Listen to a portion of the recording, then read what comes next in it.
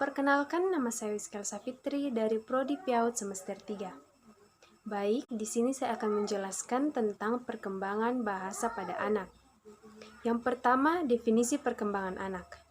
Perkembangan dapat diartikan sebagai perubahan yang progresif dan kontinu atau berkesinambungan dalam diri individu dari mulai lahir sampai mati.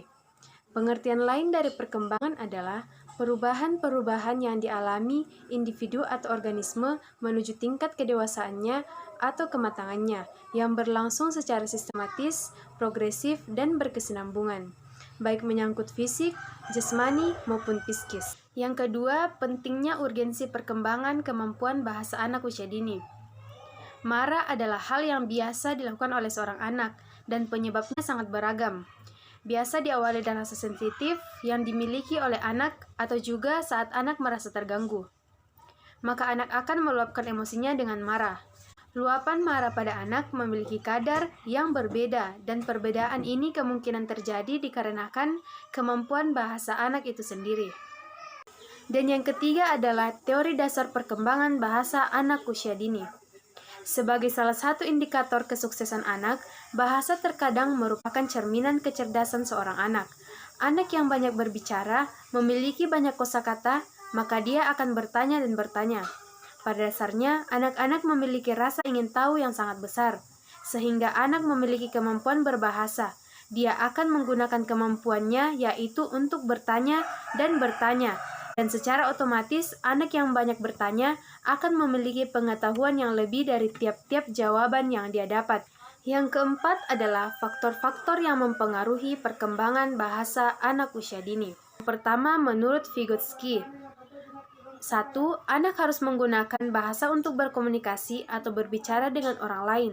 Kemampuan ini disebut kemampuan bahasa secara eksternal dan menjadi dasar bagi berkomunikasi kepada diri sendiri.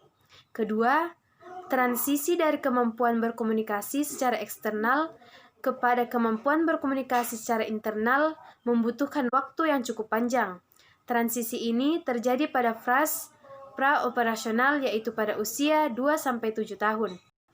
Yang kedua, menurut Sunarto dan Agung Hartono, yang dapat mempengaruhi perkembangan bahasa anak yaitu: yang pertama, umur anak; yang kedua, kondisi lingkungan; yang ketiga, kecerdasan anak; yang keempat, status sosial; yang kelima, kondisi fisik.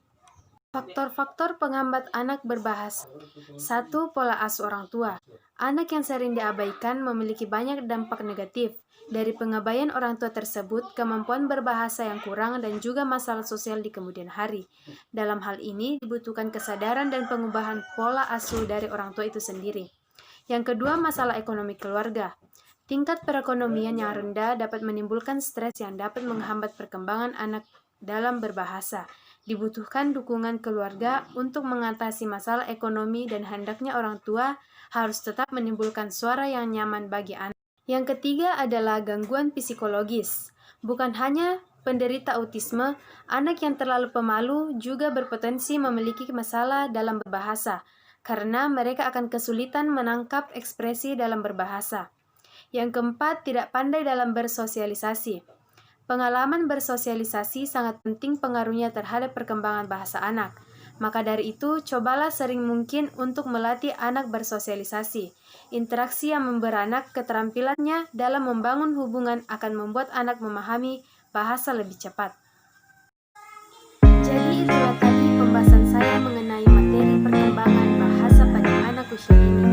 Sekian.